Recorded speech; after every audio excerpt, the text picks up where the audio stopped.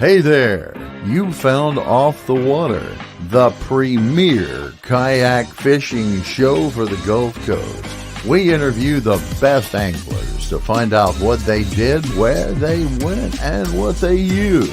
Fishing reports, cool products and accessories, upcoming kayak tournaments, kayak safety, rigging tips and tricks, sponsor highlights, club member specials, and more, all on Off the Water, live and podcast. And now, here's your host of Off the Water, Mr. Sean Rastanis.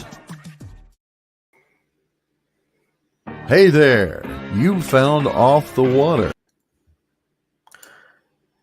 Hey everyone, this is Darth Yacker coming in. Let me see if we've got some audio problems. Want to see if y'all can hear me.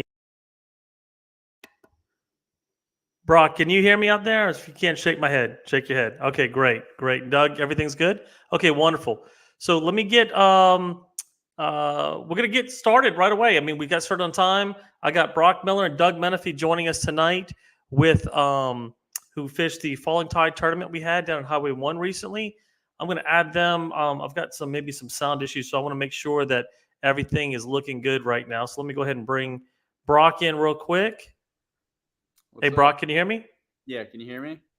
All right. So I'm having some sound issues, so let me try something real quick because I can't hear anything. Let's see.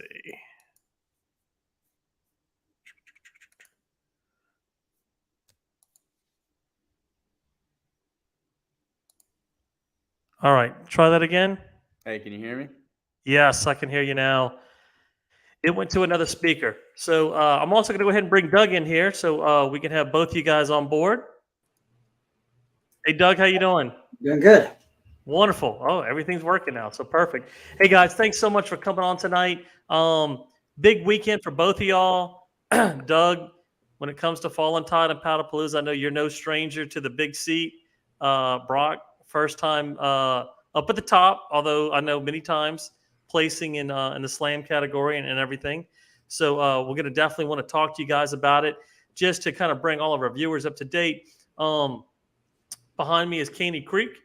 I didn't have any good shots of the marsh from this weekend, so I was too busy trying to catch a flounder.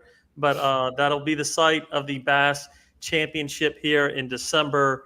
Gorgeous picture. I think that one was taken by Ian on a recent trip. And certainly we're going to be covering that here soon. But so this was the Fallen Tide Tournament 2022. I don't know the number. I think we're into the teens, at least at this point. This is, as I understand it, the oldest running kayak tournament out there. And it was, by all accounts, just a gorgeous weekend. A lot of fish caught, a lot of big flounder caught. This, and I think I may have talked to Doug about this, but this tournament had more big flounder weighed in than I've ever seen. I've seen tournaments where more flounder were weighed in, but not flounder this size. You know, I mean, we're talking 26 flounder weighed in from 120-something people. 23 of those flounder went 1.5 pounds or better. And big flounder was close to 4 pounds, and we'll talk to that guy tonight as well.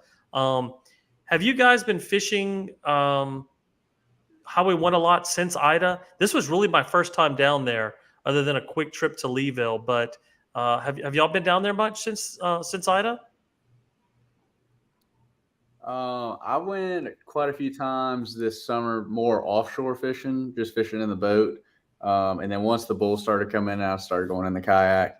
And then kind of going off of the flounder thing, the first flounder I caught this year was on accident. So that kind of shows you how many flounder out there. I cast it at a black drum, and the black drum didn't eat, and a flounder ate it on the way back to the boat. So I think there's definitely a lot more flounder out there than in years past. And I'd say this is the least amount that I've fished the Highway 1 area in, I don't know, probably the last 8 years. And mostly not because of Ida, but just because of a new job that I've taken on. It's the least I've fished in the past 8 years altogether. So, but probably in the last year, I've fished down there I guess the Slamboree that I fished 2 weeks ago. And I went into that blind, and then I fished 2 days pre-fishing, and I haven't been down there since the storms, and I was doing storm cleanup. So I haven't been down there in 6 months at least. One of the things I noticed, I fished kind of in the marsh over by Thunder Bayou. I fished Golden Meadow, and one of the things I noticed how Golden Meadow was really affected. There were some areas where there were some pretty big areas that I'm used to going to, and it took me a while. All of a sudden, there's an area off of Catfish Lake where there was a canal. I'm like, where did this canal come from? You know, I mean, it was a canal right off the lake that I've never seen before, and then I realized that used to be a dead end canal off the lake that just kind of intersected. You couldn't access it, but now it was really wide open, coming off the lake into another area, kind of near where the old camp used to be on that point. That old camp was a popular area, but there's no camp there no more. A lot of different areas, a lot of marsh ripped up. So you really see how a storm that powerful came in and really kind of rearranged the marsh for us, like it did down in Hermitage. I remember last year in Hermitage, the Lake Hermitage was literally, there were islands, small islands of marsh right in the middle of the lake. It was really wild seeing that. And it'll settle back down again, but it's very, very different. Looking at all that, I haven't fished Leeville a whole lot. Areas where there were some, we're going to see how that goes. But what I want to do though is obviously big day for both you guys. Doug, I'd like to go to you first, then we'll talk to Brock second. You were literally a lead weight and a flounder belly away from being in first place. So one lead weight would have put you, an ounce weight would have put you on the board for number one. I think you said you would have pulled the hat trick, and had another fantastic showing. I don't know what it is about these slam tournaments, but you sometimes you may struggle at trout or redfish, but when it comes to those slam tournaments, it's like you really, really put it together every year. What is it about a slam tournament that you find that that you could excel at, maybe more so than other tournaments, that you just seem really specialized in it? I love endurance events. I climbed Pikes Peak. When I say climbed, I ran, walked, crawled, and then rolled down Pikes Peak. I just love endurance events. I changed locations. I think I counted 6 times during this tournament. And I heard 7. And various people reporting to me that I saw Doug launch here, and then so I was like, I saw him launch here, and I was like, I saw him launch here. I was like, well, that's like definitely over the rocks, under the rocks. So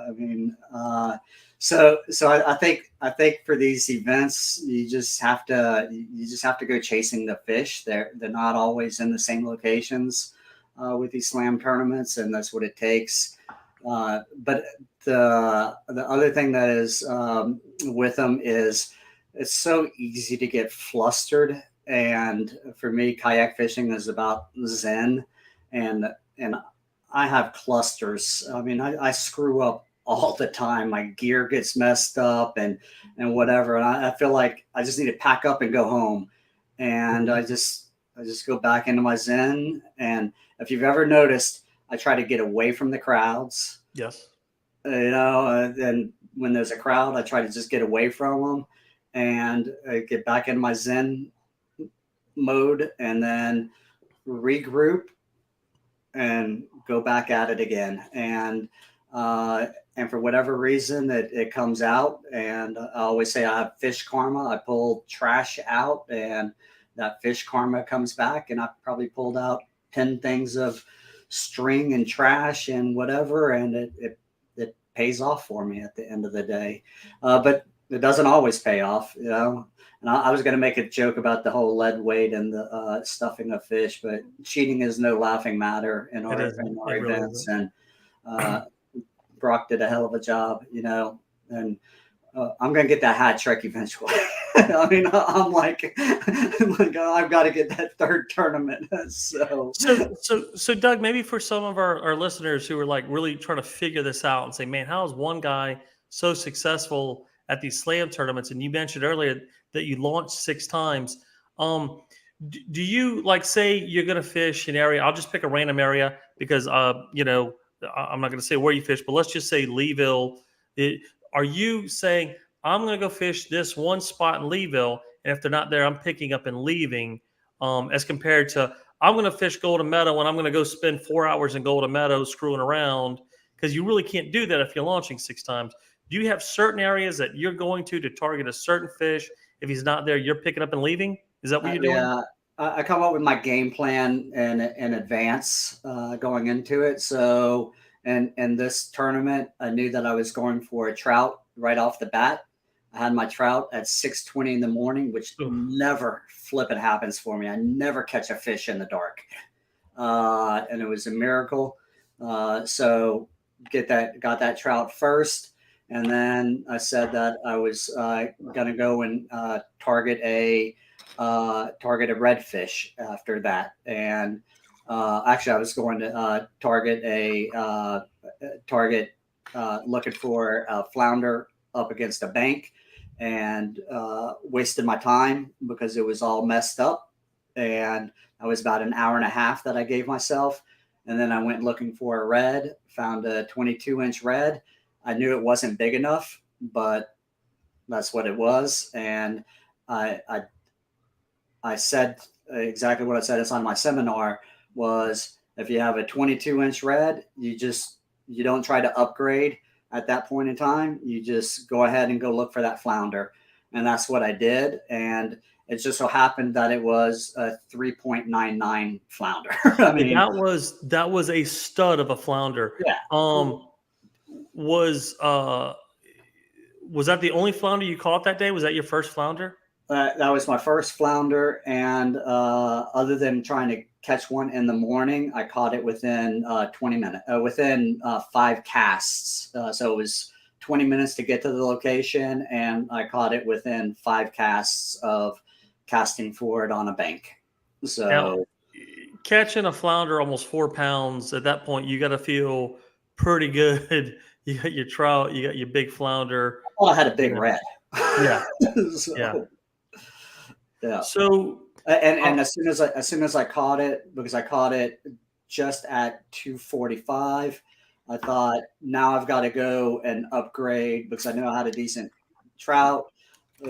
What do? You go and try to catch a bigger red, and I had an hour left, so I raced trying to find a bigger red, and I couldn't, and I didn't think I was anywhere near being able to place in second place. In fact, I went and told you, I thought y'all made a mistake when y'all were calling out the winners. I was like, they screwed up on the results again. And we make no mistakes. Everything's intentional. Yeah, exactly. And then when y'all called my name for second place, I was like shocked. So, Yeah. Well, we knew it was going to be close. I was inputting weights and watching all the fish come in that Michael was weighing. And I was shocked when I was looking at the size, because usually we'll get some good trout. Now, this was very interesting for me because this is the first time, at least as far as long as I've been with the club, about 10 years, that we've had Fallen Tide down Highway 1. That was strictly down Highway 1 with the weigh-in tournament. We did have it during COVID where we had Highway 1 or 23. It was a CPR. So I was really surprised at the flounder. A little disappointed in the trout overall, because the flounder, if you look at the top 5 flounders compared to the top 5 trout, the flounder were bigger than the trout, which to me was incredible. Now, this storm and the front coming through may have affected that for sure. Yeah. I was surprised there weren't more flounder caught. Yeah. I mean, they were certainly. I know Benjamin Day caught a nice flounder on a black spoon, if you can believe it. I mean, to say, you were talking about, just throwing over there and everything. But yeah, he caught one on a black spoon. I know Ian caught one. I was I was coming up for the launch. I was getting ready to relocate. I had my kayak pulled up on the bank. Ian was fishing by me. He was passing by me. And Ian says, Sean, and he's in his kayak. There's got to be a flounder around here somewhere. And it was about 1 o'clock. Wham. 2 seconds later, he's got a nice flounder right there in front of me. And I said, you have got to be kidding me. I literally put the seat back in my kayak, put my rods back in, slipped it in. I pedaled down the bank a little further, and within 5 casts, I had a 17-inch flounder. And actually, I was in very, very shallow water. I was throwing a cork. Sometimes I like to throw a cork for flounder. Sometimes I don't, because I like to kind of just suspend that bait right over that area and be able to drag it along, And sure enough, I had a flounder within 5 minutes and needed to really upgrade that red. I only had a 23-inch red. I had found some good reds the day before, and I left them alone. And then the next day, they were gone. Like, I don't know, they were all smaller reds. I think the water was a little higher than some of us expected on Saturday.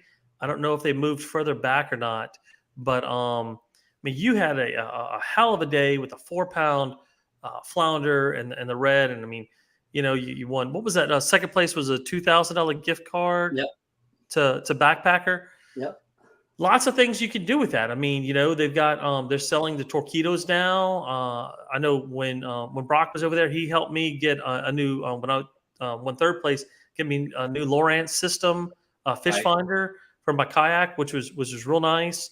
So many things you can do with that that you have some options with. Now, I talked to your brother yesterday, Wayne. Did he tell you the story? And I was wondering, I said, well, where's Wayne? Why isn't Wayne at the weigh-in? So I can tell the story. You can tell the story. You might want to tell the story because he might take it easier on you being his brother and all. Because Wayne was poised for a top 3 finish. He may have even bumped you guys out of first and second. I think Wayne would have taken first place. Yes. Tell us what happened to Wayne. Wayne made a mental mistake, and he was coming in for the win. Wayne had his big trout, 17 3/4, so right up there with the size of mine. He had a big flounder, or a decent sized flounder. It was, I think, 15.5 inches. And he had all of that at 9:30 in the morning.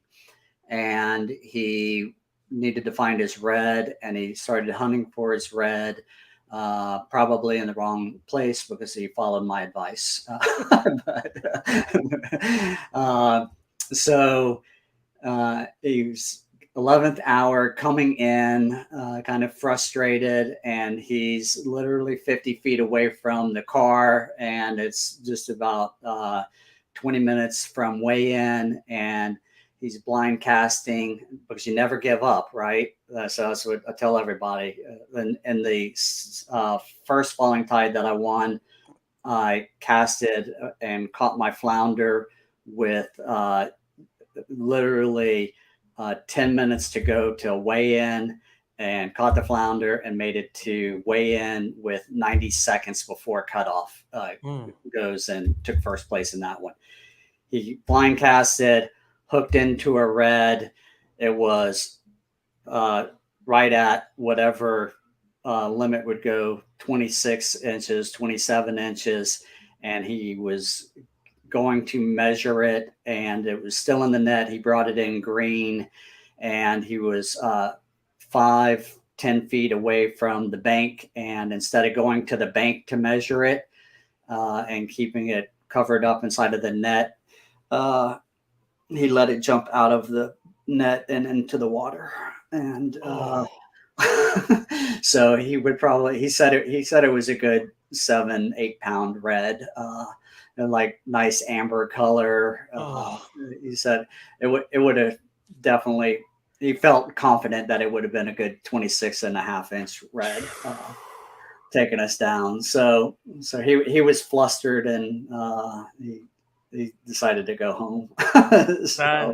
Yeah, you hear those stories. It happens.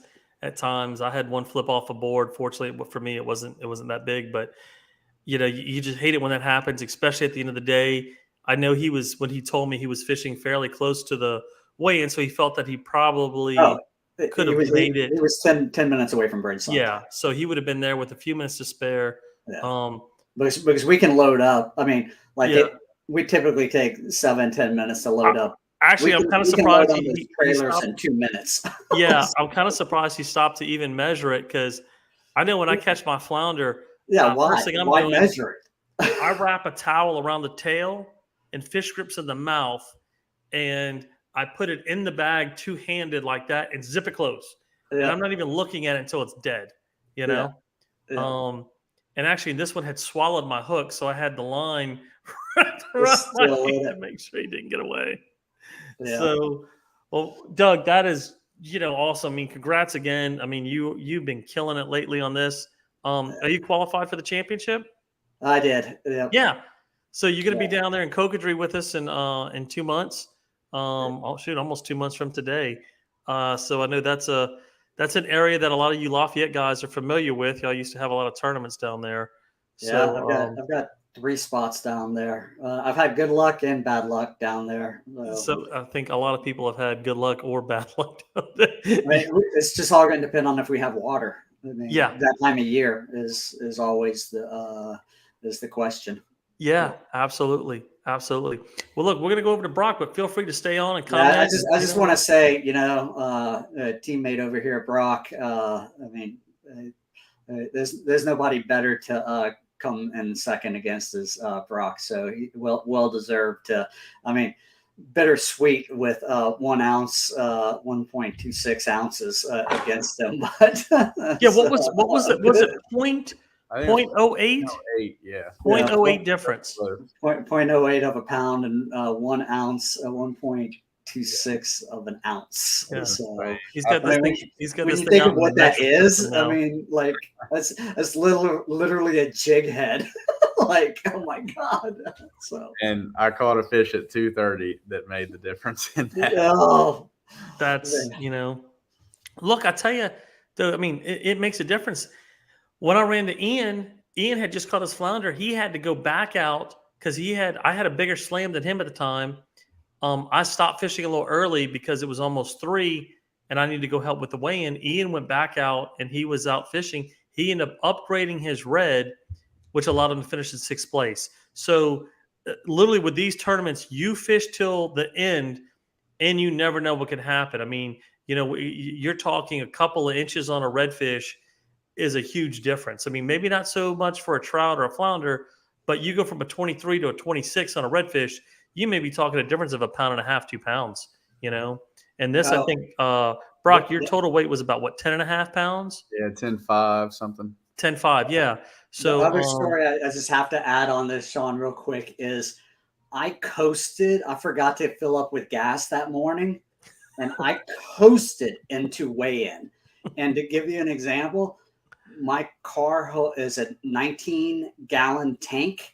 And when I went across the street to put gas into it, I filled up with 18.65 gallons of gas. Wow.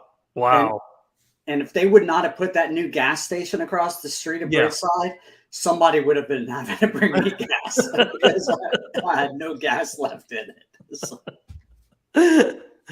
Doug, thanks so much for coming. Like I said, feel free to stay on and stay on the conversation. Absolutely. I know Jonathan Carter's coming on a little bit.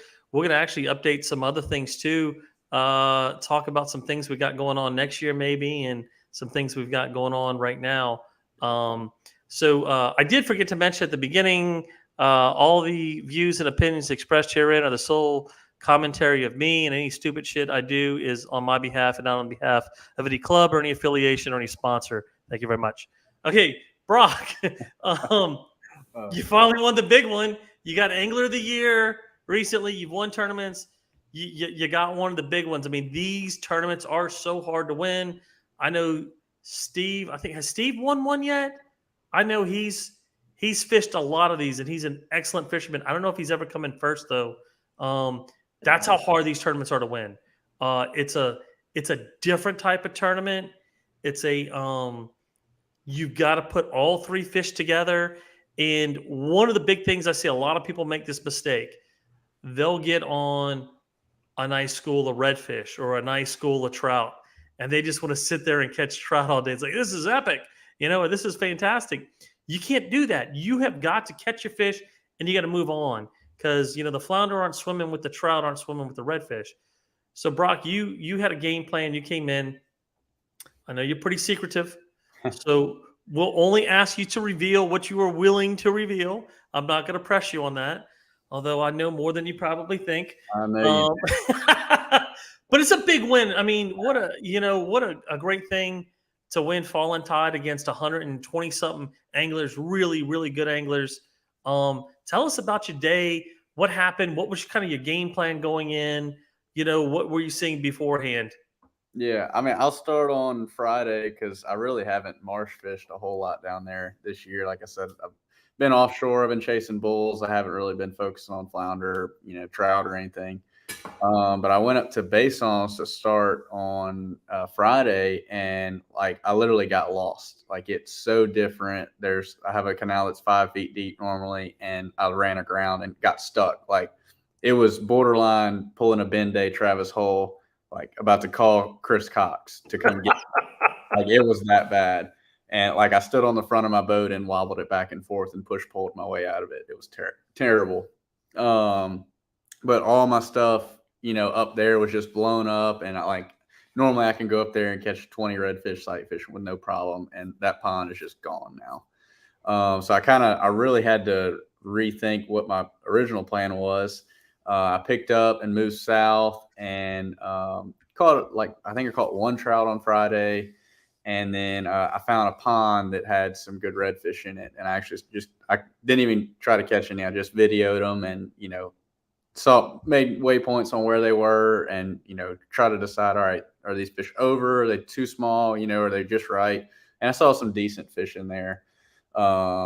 So that kind of set my game plan up a little bit. I hopped to a couple other places, really didn't find anything else. And I kind of told some other guys, they were like, oh, I know you got some, a good spot lined up. And I was like, no, I kind of picked the spot that sucked the least and went to that one just because pre-fishing was so bad. But yeah, Saturday morning, launched early. I ended up getting on a good school of trout. I mean, they were probably in a, 15-foot circle. Every time you threw in that spot, but they weren't huge, but it's one of those things with the slam tournaments. You want to get something on the board and then move on to the next one. So I ended up catching a 14, 15-inch trout. And then I went to the spot where I found the reds really earlier than I wanted to. I wanted to sight fish them, but I was like, I could literally hear them blowing up when I was catching my trout. So it kind of killed me to hear that. And I fell to the temptation, and it could have gone terribly. I could have spooked all the fish out of there. But I think I saw one fish. It was probably over, and he kind of slipped by me. And then I heard one blow up, and I made my way around and then saw it and actually spooked it. And it went probably 6 feet, settled down, and I threw in front of it. It ate immediately. I fought it. It really didn't fight that much. I mean, I probably fought it for 30 seconds or so, got it in the net. And I put it on the board, and on my catch board, it was 26 7/8. And I was like, you got to be kidding me. This was at 8 o'clock in the morning. So I was like, this never happens. You always run through 15 fish before you get a fish like that. And it wasn't fat. It was just, perfect length and, a little bit over 7 pounds. So I actually picked up from there. I trout fished a little bit more and then ran down to Grand Isle. And I flounder fished for probably 2 hours or so. And the first flounder I picked up was 11 inches. It was not a hair over. If I'd have weighed that in, it probably would have been, 10 3/4. It would have shrank under. So I fished that same area some more, found a little drop off, and I knew they just had to be around there somewhere. And I ended up pulling up that 16 that I weighed in. And it was, once I got that in the net, I knew I had something. Some kind of bag, because it was, kind of completed everything. I had a good flounder. I was screaming and hollering because it was, I knew I had something. I didn't think I had enough to win, but, I knew I had a bag. So I, beached the kayak, let them settle down, threw them in the cooler.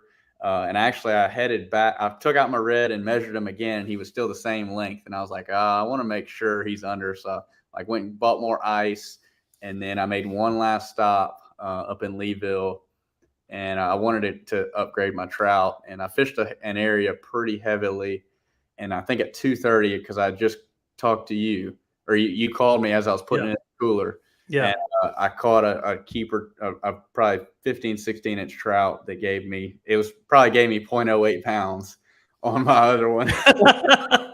And yeah, it was insane. That's funny. You catch a trout, Wayne loses a redfish. Right. Yeah. I mean, the fishing gods are out and about today, messing with the fates of everyone. Yeah. And I always said, like, it takes a perfect day to win an event like this. Like, you can't make many mistakes. The chips have to fall in your favor. And like, to reiterate that on like how crazy the day was, I was heading in and I was like, that redfish might not make it. I better catch a backup red. And so I've never redfished this place before in my life, like never see fish there. And I stand up and there's like 2 redfish there. There's 3 redfish crawling down the bank. And I'm like, this is insane. I caught 3 redfish in 10 minutes, threw them in the cooler, and then headed back to the weigh-in. So, I've been fishing these big events for like 5 years, and I can think of like one moment at least in every event where I lost it. Like whether it was a fish being a 1/4 inch over, or losing a flounder at the boat, or just not like missing a shot on a redfish.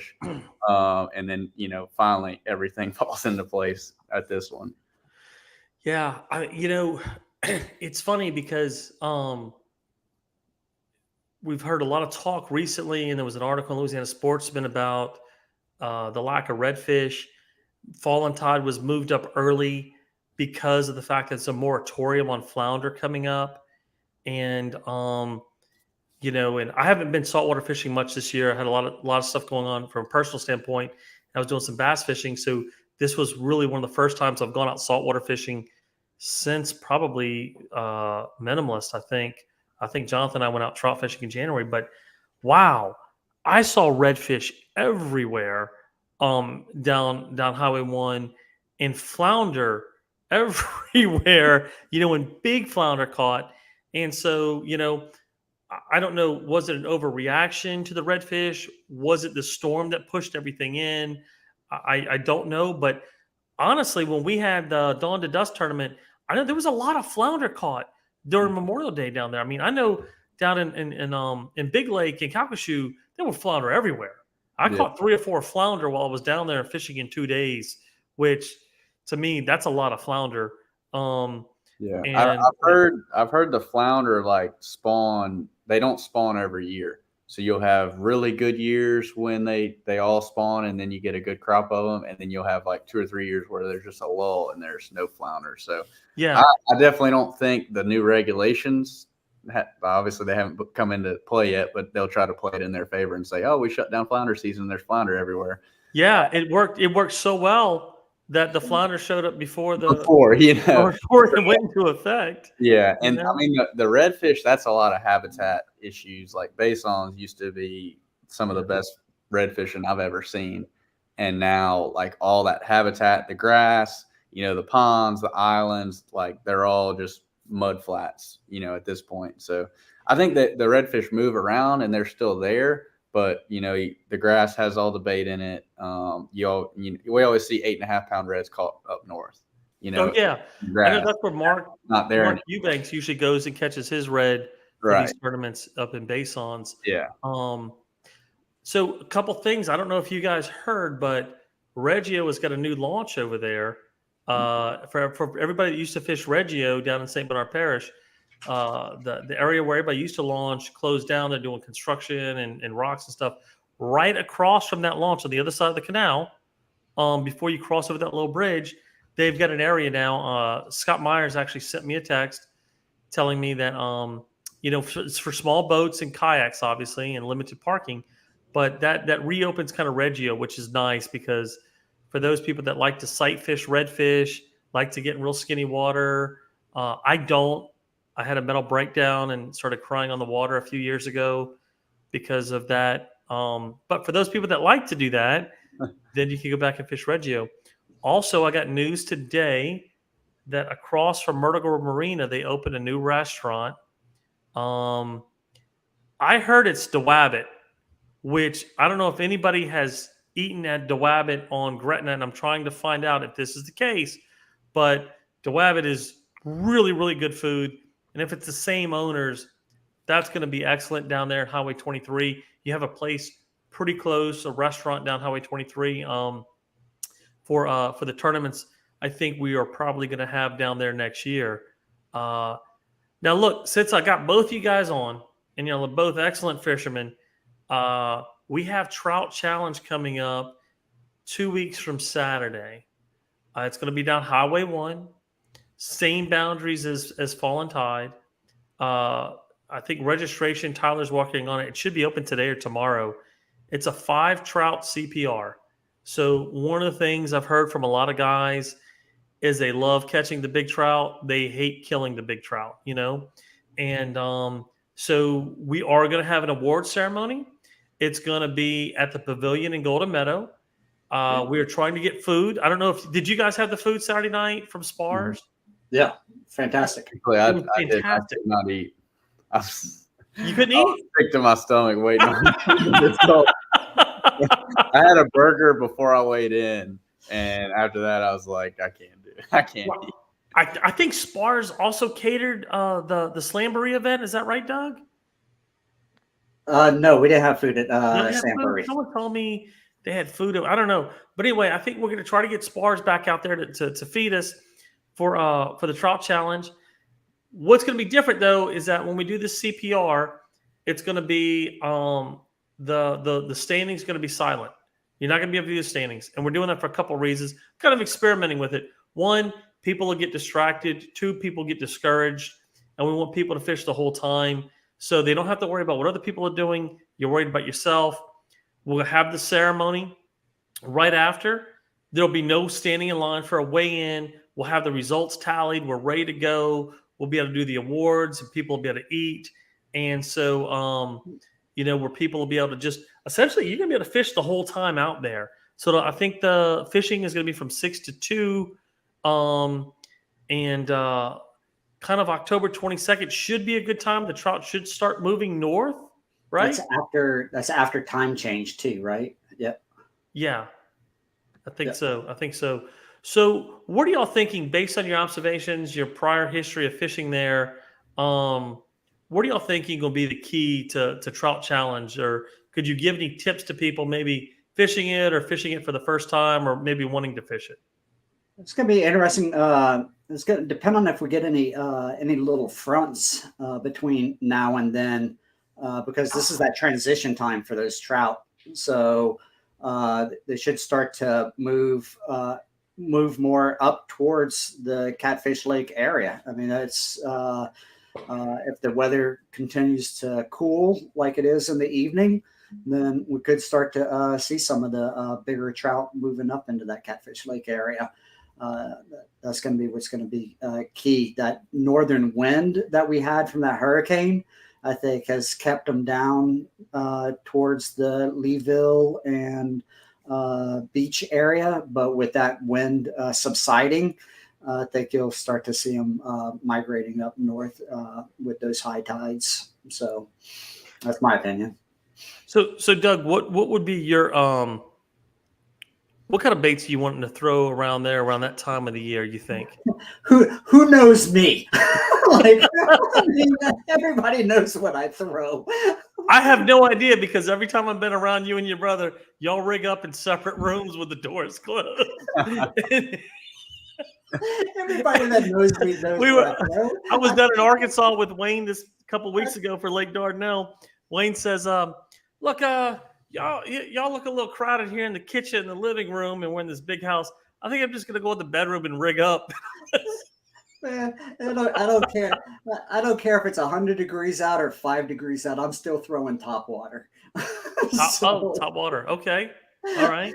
I mean, that's just me. I throw top water, and I throw skitter walkers, and everybody probably knows my color, but I'm not even going to say it.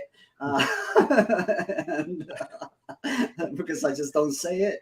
For those of us that don't, Don't worry about it. Don't worry about it. Don't worry about it. And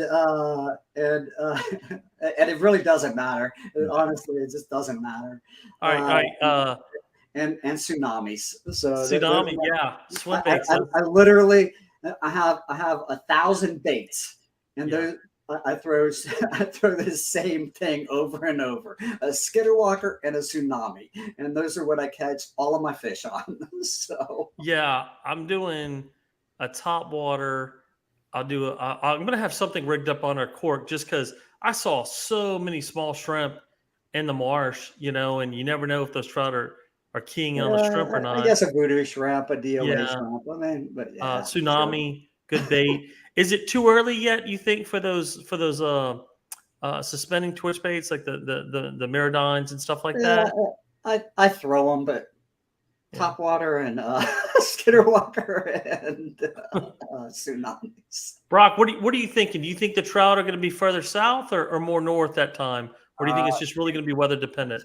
Well, yeah, weather dependent. Next couple of weeks, I'd love to see it kind of stabilize because I think the biggest issue this past weekend was the cooler weather we got, all the wind, and the water fluctuating so much. So it was just kind of muddy everywhere. And when it's muddy, I find they don't come on top as much. I know some guys caught them on top water. I didn't catch anything on top water. I'll just be clear. Yeah, I know some people said they did. I don't know if they're lying or not. But if it stabilizes and then we start once the water temp drops, the silt kind of settles down and then the water clears up a lot, and then it kind of opens it up. You can start throwing jerk baits, lighter color plastics, more natural stuff. But yeah, I think if it stabilizes, they'll start moving up. And just doing their typical fall thing. You'll see, Leeville, Golden Meadow, even sulfur mine, base homes will kind of start firing off. But I think they will be spread out. It won't be like catching 50 in one spot. It'll be on this 3 bites on this point, 4 bites on this point, and just kind of having to move around for them. And really, with a 5-fish stringer, you're looking for quality, not quantity. So Right. you don't have to sit there and pound a school. Mhm. If they're all small in there, you're going to want to go and try to find that loner trout. The bigger trout, do you find that they typically, this time of year, they schooling up or are they mostly solo? I feel like they always kind of, it's almost like they're a different fish almost. If like my biggest pet peeve is like being on a boat with somebody and we're wearing out the 12-inch trout or the 11.5-inch trout. And they're like, well, we'll start catching some 12-inch ones pretty soon. It's like, no, the keeper better fish, they're somewhere else. Typically these fish in the school are going to be undersized or just smaller. And like all the bigger trout that I've caught, it's been like, 1 bite after 30 minutes or so. The bigger trout I find are on the edges of the smaller trout, or they're on the bottom of the smaller trout. So you want to get down below the smaller trout, or you want to get out on the further edges of them. So if you're working birds or something like that, you want to get out on the edges of those birds, and you'll try to find those bigger trout. Mm-hmm. And Brock, you bring up a great point because when we had the championship back in Leeville a couple of years ago, when Brian Pham and Terry took first and second, a number of guys were fishing the same area, for trout, and literally they're the same area, but they were on a school of just massive trout. I mean, these trout were really big. Fish, yeah. It was crazy because there were good trout in them. We were talking 16, 17 trout, and they're catching 18, 20-inch trout, and it was just maybe 15, 20 yards north or south or east or west. And it was crazy how those big trout were just all huddled up together that they were able to really that's what put them over for the day. They just got on that school of really, really big trout. So the other thing you want to do is you want to change up your bait sizes too. So you'll and the theory usually is bigger baits, bigger fish. Mm-hmm. But you'd be surprised that sometimes you downsize your bait and you'll get a bigger fish. So you'll go with, and as it gets as it gets colder, you want to go with smaller baits because the fish have a slower digestive system, and that slower digestive system, they want smaller fish or smaller bait, smaller food to digest inside of it. So You'll be walking around with a full belly is basically what you're saying. that's right. So you don't want to put down big giant 2-pound lead weights. You want to put down 1 ounce lead weights so that it's easier for them to digest. So predictions: 5 trout CPR Highway 1 October 22nd. What are y'all thinking is going to take to win? How many inches? I'll say if it all depends on weather. If we get a crazy cold front, it's not going to be much. But if it stays stable, I'd say 95 plus. Not almost a 20-inch average. Yeah. Okay. So, well, would that be a 19-inch average? Yeah. Doug, what do you think? Hold on. I got to do some math here. Just multiply it by 5. Come on now. Yeah. So 100 inches is 20-inch average. 95 is a 19-inch average. I'm a dyslexic, so it takes me a little while here. I bet if the weather's good, I bet there's a 22 plus inch. Really? You think 22? Yeah. Wow. I'm going 98 inches. 98. I'm going 98. Wow. The over under. I'm going to take geez. Now you got me thinking about it. I say 95 just because of the weather. Yeah. If we get another storm or something, it's not going to be. I haven't looked at the moon though. You guys have a habit of choosing. There's probably a full moon that night. If it's a full moon, I'm going 78 inches. Yeah. A 13% moon phase. Okay. Going into no moon. So it could be pretty good right before I'll go with the 90. And I did see in the comments the time change is the weekend after. Is the weekend after. So I'll stick with the 90. So you've been a fish from 6 to 2. That's 8 hours of fishing. You have 30 minutes after submit your fish, which really you shouldn't really have an issue with cell phone service out in Golden Meadow. And then the ceremony be at 3 right there at Golden Meadow. Real quick, did have any of you guys tried to launch at the Leeville public launch? Not necessarily on tournament day, but have y'all passed by it to see what the condition is? Oh, it's fine. Yeah, Tommy. It's in good shape. There, so if Minimalist was to return there in January, it'd be good to go, you think? Yeah, it's good. Okay. It's in Wayne launched out of there one day, and he said it's in as good of shape, if not better shape than it was before the storms. Did they fix the kayak launch, or did they just put a bunch of ankle breakers out there? I think they put the breakers back up there. Oh, nice. So y'all have apparently discouraged a few people from fishing. Tyler figured that the 5-fish stringer would be close to maybe 60, maybe 65. If he get in a Hobie, he could bump those numbers up overnight. I keep telling that. Now, Brock, while we got you on here, you recently changed locations out of basically a storage shed that you were in into a real business location. I haven't had the opportunity to come out there yet. Tell us where you're at now. What are you doing? Have you fixed my drive in that? No particular drive is order. ready. I'm just waiting on you to get there and pay off your tab. But yeah, so we were a lot of guys in the club who had come by the shop off Industrialplex, and that's what I've always heard. All businesses start off Industrialplex and they move somewhere else once they get bigger. But yeah, so I was off Industrialplex. We relocated. We're actually in Shenandoah at Southern Oaks Athletic Club.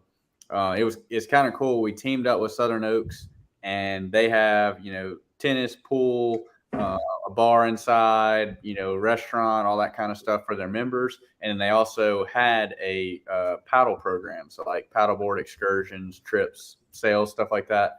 So they brought me on to handle that for them, and then we moved the Louisiana Custom Kayak shop over there. So it's pretty cool. We built out a shipping container actually, and that's like the front part of the shop, and then there's a back part with a big roll-up door.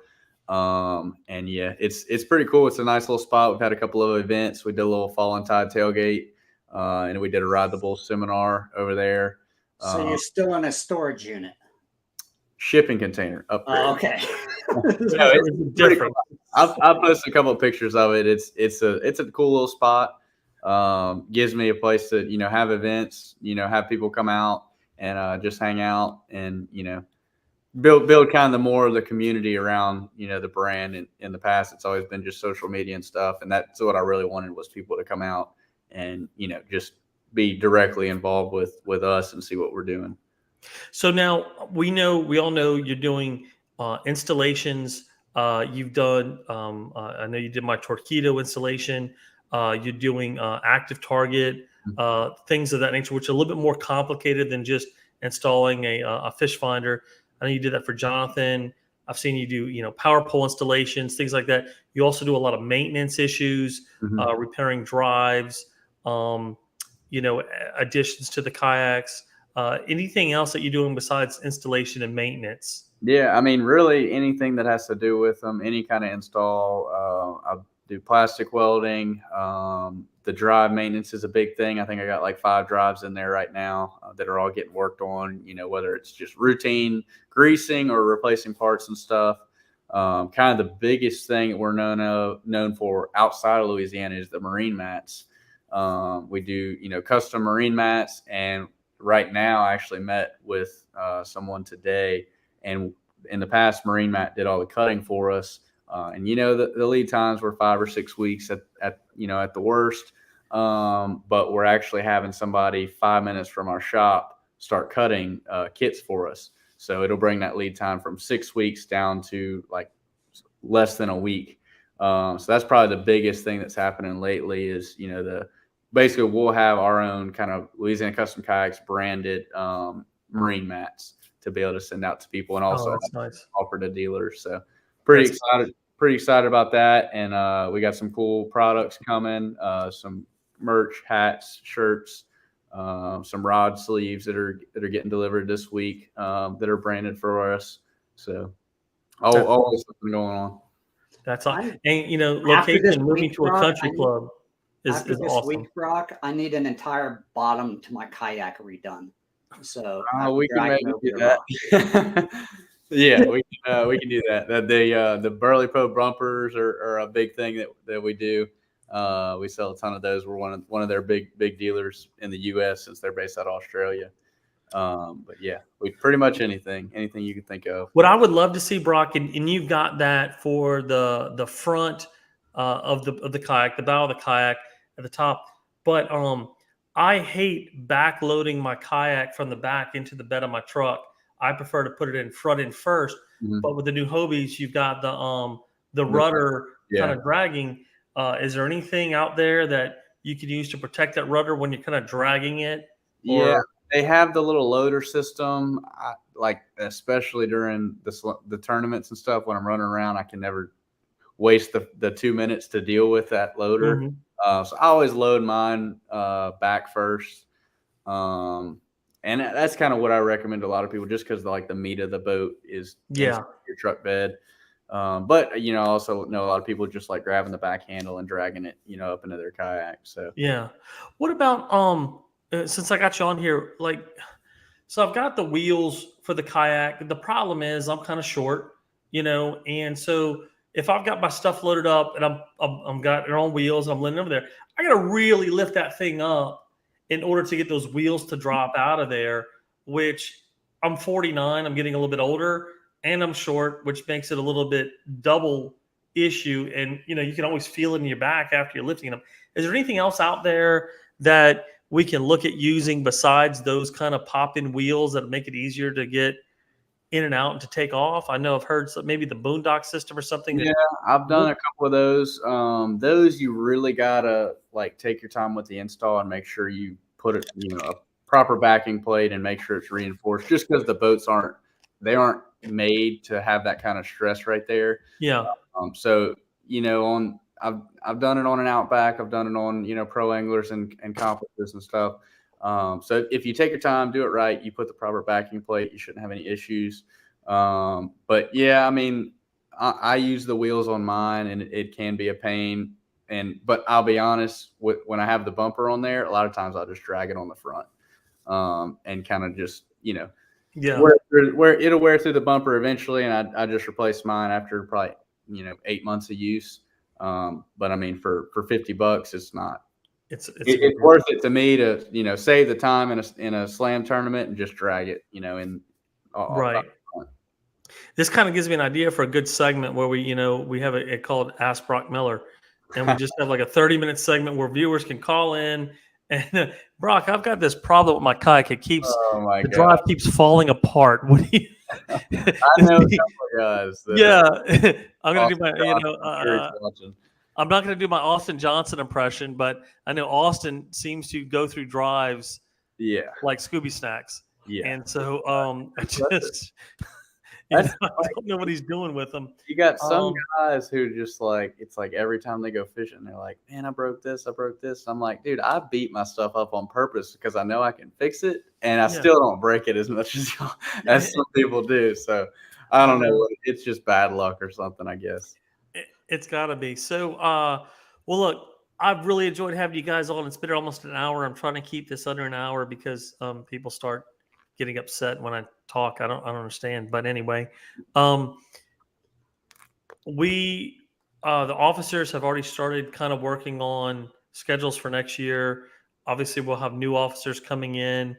What it's looking like now, just for everybody listening, obviously, we've got Trout Challenge coming up. That is your last chance to qualify for the championship, which will be in Cocodrie this year. For those of you who don't know, Coco Marina is under new ownership. They are going to have the restaurant open. They are going to have the bar open. They've got all the rooms and everything open. So book your room. It's going to be a really good time. They are doing it first class out there. Should be a lot of fun. We haven't had our first championship was there 6 years ago when it snowed. So we're really hoping it doesn't snow this year, but it should be a lot of fun. And then Minimalist, as it looks right now, will be back in Leeville this year. Shotgun launch, back to its roots. Now that we're kind of hopefully through COVID, it'll be a weigh-in tournament. So that should be a lot of fun. And not to give away too much, but there's some talk about maybe if you haven't scheduled your summer vacation next year, you're going to want to hold the weekend of June 24th for Navarre Beach, Florida. And that's all I'm going to say for Bayou Coast. So you might want to gear up on some heavy weights and some hooks and some big rods and reels. So I don't know. It's going to be a lot of fun. I think next year is going to be a lot of fun. We've got a lot of people coming back, officers that are really excited. Got some new things, some same things, getting back to some normal things now that COVID's done. And Paddlepalooza and Fall and Tide will flip-flop again. So Paddlepalooza will be back in Grand Isle next year like it's supposed to be. Fall and Tide will be back at, I think, Delta Marina, which has been great to us for the last 2 tournaments we had down there. Mitch Durst and those guys at Delta and the Ponderosa. What a great place to have a weigh-in. They have really helped us out over the last two tournaments when we had to relocate. So really a lot to look forward to next year. We'll be back probably in about 2 weeks to talk about Trout Challenge. Really hoping to see you guys out there. I hope y'all plan on both fishing it if you can. The weather's getting nice. It's one of those times a year when you just want to go and fish all day. Even if you're not catching anything, the weather's just so beautiful. You want to be on the water. So it's going to be a lot of fun. I really appreciate you guys coming on, giving some tips and telling your story to everybody out there today. And maybe we'll have you back on here in about 3 or 4 weeks after Trout Challenge, see how things go. Appreciate it. Thanks. All right. Thank you, Brock. Thank you, Doug. Good luck, guys. I'll talk to y'all real soon. Thanks. All right. So all our listeners out there, thank you very much for joining us. We will be back maybe next week, maybe the next week. We'll see how it goes. But thank you, guys.